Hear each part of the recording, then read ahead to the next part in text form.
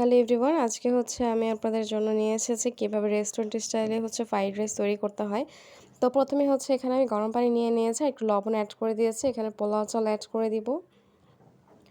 তারপর সিদ্ধ হয়ে গেলে ঝেড়ে নিব, আর বেশি একটা সিদ্ধ করব না, একটু শক্ত রেখে তারপর সিদ্ধ করে নিব। তারপর এখানে আমি চিকেনটাকে এভাবে কেটে নিয়েছি, ব্রেস্ট পিসটাকে। তারপরে এখানে আমি আদা বাটা, রসুন বাটা, সয়া সস, লবণ, একটু কর্নফ্লাওয়ার সব কিছু অ্যাড করে এখানে ম্যারিনেট করে নিব। তারপর আলাদাভাবে আমি এখানে টমেটো সস নিয়ে নিয়েছি। এই টমেটো সসের মধ্যে আমি আরেকটু সয়া সস অ্যাড করে দিব।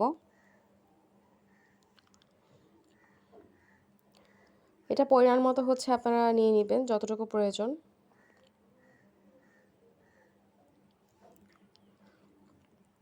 তারপর এটাকে মিক্সড করে নিব। তারপর একটা প্যানে আমি এখানে রসুন কুচি দিয়ে দিয়েছি।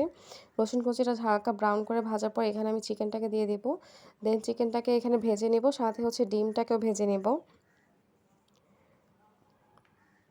ঠিক এভাবে ডিমটাকে ঝুরি করে নিব।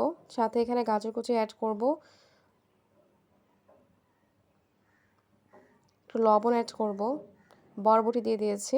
আর যে চালটা আমি এখানে রেখেছিলাম সেটা সেদ্ধ করে নিয়েছি, সেটা দিয়ে দিব। তারপর এখানে সয়া সস আর টমেটো সস যেটা ছিল সেটা দিয়ে দিব। ক্যাপসিকাম কুচি দিব, বাঁধাকপি কুচি দিব। এখন সবগুলো এখানে মিক্সড করে নিব। আপনারা চাইলে এখানে কাঁচামরিচ দিয়ে দিতে পারেন, যারা একটু ঝাল খেতে পছন্দ করেন। তারপর এখানে আরেকটু লবণ অ্যাড করে দিব। তৈরি হয়ে গেল আমার রেস্টুরেন্ট স্টাইলে ফ্রাইড রাইস।